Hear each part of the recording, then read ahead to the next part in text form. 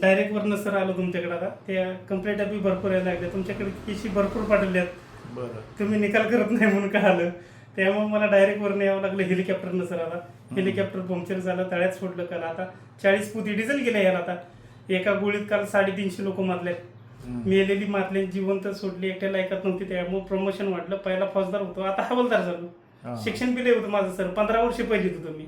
त्यामुळे साहेब झालो. आता गोरजी नापासून मी पास आहे. आता तालुका पत्र्यावर आहे, जिल्हा दारात आहे, राहतेच जमिनीवर. आता बिन पगारी फुलाधिकारी दंगल पेटले का निघाले घरी साहेब. आता त्यामुळं वर्षाला बहुरूप येतात.